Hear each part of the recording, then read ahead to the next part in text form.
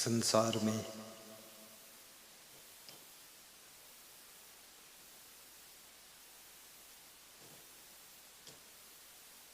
एक माँ अपने बेटे का पालन पोषण कर रही है। दुख सुख उठाकर बेटे को धीरे धीरे बड़ा कर रही है। बेटे के बड़ा होने के साथ साथ में माता पिता की आशाएं भी बड़ी हो रही है। इसलिए कहा गया है कि आशा ही जीवन है। जब कोई वृक्ष तुम लगाते हो तुम्हें आशा होती है कि वृक्ष बड़ा होगा, छाया देगा, ऑक्सीजन देगा, फल देगा, लकड़ी देगा, द्वार की शोभा बढ़ाएगा। और यदि वृक्ष सूख गया तो मन में दुख होता है कि सब आशाओं के ऊपर पानी फिर गया। ऐसे ही माँ बाप जब किसी संतान को जन्म देते हैं, बेटी यदि जन्म लेती है तो माता पिता कहते हैं घर में लक्ष्मी आई है, और बेटा जन्म लेता है तो कहते हैं कि पुत्र रत्न की प्राप्ति हुई है। पुत्र रत्न, देखिए कितना बड़ा नाम है, रत्न। रत्न कोई छोटी चीज नहीं है। हीरा, पन्ना, पुखराज, नीलम, 9 रत्न होते हैं। और फिर 9 रत्न के बाद ये पुत्र रत्न है। हीरा, पन्ना, पुखराज के मिलने पर भी जो खुशी नहीं होती है, 9 रत्न मिल जाए तो भी खुशी उतनी नहीं होती है जितनी खुशी गृहस्थ को पुत्र रत्न के मिलने पर प्राप्त होती है। पुत्र रत्न। विदुर ने कहा है, वर प्रदानम राज्य लाभम, पुत्र लाभम। वरदान प्राप्त हो जाए, कोई बड़ा राज पद प्राप्त हो जाए, और बड़ी बीमारी से छुटकारा मिल जाए, रोग निदानम, मोक्षणम कृच्छात्र, और शत्रोश्च, तो ये वरदान मिल गया, राजपद मिल गया, बड़ी बीमारी से छुटकारा मिल गया।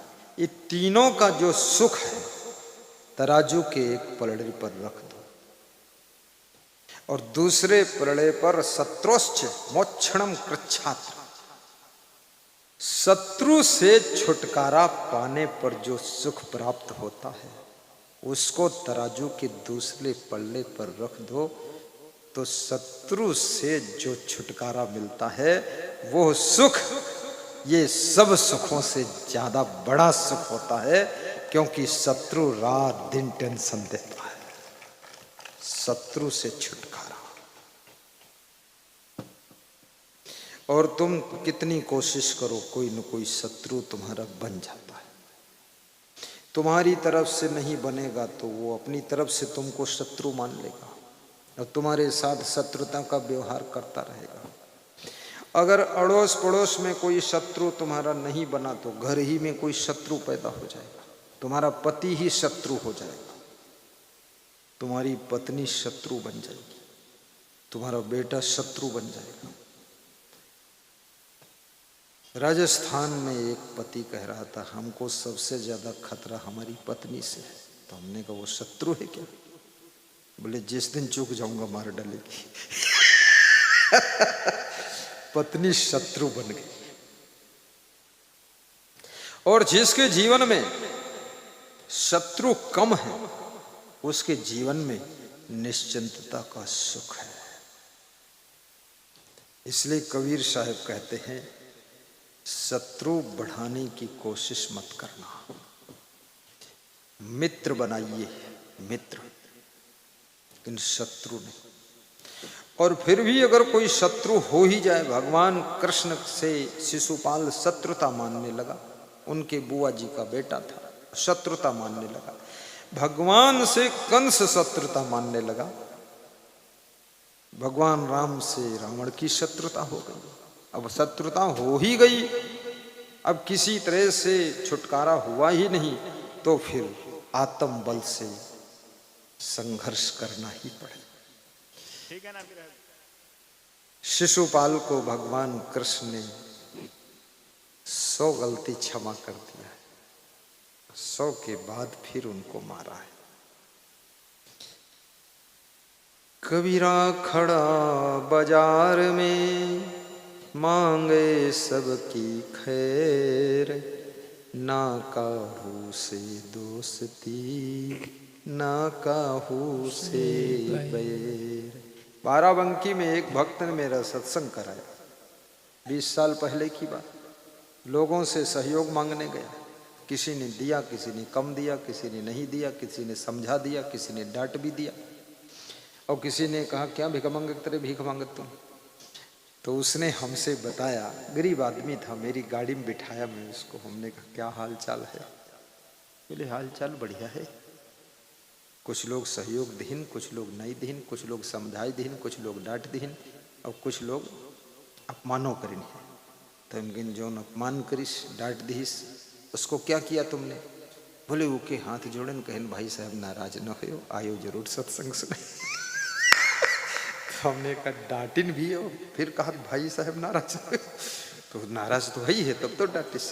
बोले जितना नाराज है उतना ही नाराज रहे, बाकी आगे सत्संग सुने आ जाए, बस आ जाए, बुद्धि मिल जाए गुरु जी। बहुत कठिन है। दो विमो पुरुषो राजन स्वर्गस्यो परितिष्ठता प्रभुश्चमया युक्तो दरिद्रस्त प्रदानवा। विदुर जी कहते हैं 2 प्रकार के लोग स्वर्ग से ऊंचे स्थान प्राप्त करते हैं। एक तो वे लोग जो बलवान हैं, धनवान हैं, संपन्न हैं, ताकतवर हैं, शक्तिशाली हैं, लेकिन फिर भी कमजोर व्यक्ति की गलती को क्षमा कर देते हैं, जिनमें क्षमा का गुण विशेष है। जैसे परशुराम ने क्रोध किया जनकपुर में धनुष यज्ञ में जाकर के, तो भगवान राम में शक्ति बहुत थी, परशुराम को पटक भी सकते थे, मार भी सकते थे, लेकिन भगवान ने क्षमा कर दी। और परशुराम ने जब समझा कि ये पूर्णावतार है, राम भगवान है, तब परशुराम ने क्षमा मांग लिया है। क्षमा मांगना भी भगवान का गुण है, क्षमा करना भी भगवान का गुण है। इसलिए खुद से गलती हो जाए तो तुरंत क्षमा मांगने में संकोच मत करो, और दूसरों से गलती हो जाए तो क्षमा मांगने से पहले ही उसको क्षमा करने की कोशिश भी करो। परशुराम में एक बहुत बड़ा गुण है कि वो ब्रह्मचारी है, लेकिन दुर्गुण ये है कि वो क्रोधी भी बहुत है, गुस्सा बहुत आ जाती है। फरसा लेकर चलते हैं, परशुराम जी रामायण वामायण साथ में नहीं रखते, कुर्र ही रखते। कुल्हाड़ी जिससे लकड़ी फाड़ी जाती है, वो आदमी को लकड़ी की तरह फाड़ देते थे कि अब तुम ज्ञान से सुधरोगे नहीं, तुम्हारे कुल्हाड़ी मारेंगे। बहुत विकट महात्मा हुआ है। और परशुराम महात्मा भी थे, साधु भी थे, ब्रह्मचारी भी थे, भगवान भी थे। ब्राह्मण कुल में उनका जन्म हुआ था। परशुराम में सबसे बड़ा तेज था ब्रह्मचर्य का, इसलिए परशुराम भगवान की जय। ऐसे जय नहीं बोलोगे कुल्हाड़ी लेकर पीछे से आ रहे, जो जय न बोली कि पीठ में कुल्हाड़ी लगी। फिर से बोल दो, पीछे खड़े हैं, हंस रहे हैं, हमसे हंस रहे, खुश बहुत रहा थे, हमारे साथ में रहत कुल्हाड़ी लेके। उनकी ड्यूटी हम दे देते कि हमको दिखना, दूसरे को मत दिखना, डर जाएंगे लोग। यही कुल्हाड़ी लेके घूम रहे हैं, हम देख रहे हैं, वही हमें देख रहे हैं। तुम न देख रहे, तुम्हारे पीठ में जले कुल्हाड़ी न लगी तले न सुधरी। तो जय बोलो परशुराम भगवान की। अब कुल्हाड़ी नहीं लगेगी, बच गए तुम बाल बाल। परशुराम जी क्या कहते हैं? क्षमा हो क्षमा मंदिर दुर्भ्राता, अनुचित वचन कहूं अज्ञाता। परशुराम अपने आप को अज्ञानी स्वीकार करते हैं कि मैं अज्ञानी हूं, मुझे ज्ञान नहीं था कि तुम भगवान राम हो, इसलिए मैंने तुमको अनुचित वचन कहा, रे कहा, तू कहा, हे राम, तुम दोनों भाई क्षमा के मंदिर हो। देखो क्षमा मांगने का तरीका क्या है। परशुराम जी कहते हैं तुम दोनों भाई क्षमा के मंदिर हो, इसलिए हमको क्षमा करो। क्षमा के मंदिर का मतलब होता है तुम में क्षमा ही क्षमा भरी हुई है, इसलिए तुम मुझे क्षमा करो। क्षमा हो क्षमा मंदिर दो भ्राता। गा दो चौपाई। अनुचित बचन कह्यूं अज्ञाता, क्षमहु क्षमा मंदिर दो भ्राता। क्षमहु क्षमा मंदिर दो भ्राता। अनुचित बचन कह्यूं अज्ञाता, क्षमहु क्षमा मंदिर दो भ्राता। भगवान राम पूर्णावतार है, भगवान परशुराम अंशा अवतार है, और भगवान भगवान से क्षमा मांग रहे हैं, भगवान भगवान को क्षमा कर रहे हैं। देखिए जब बोध हो गया परशुराम को, तो परशुराम के अंदर क्रोध नहीं रह गया है।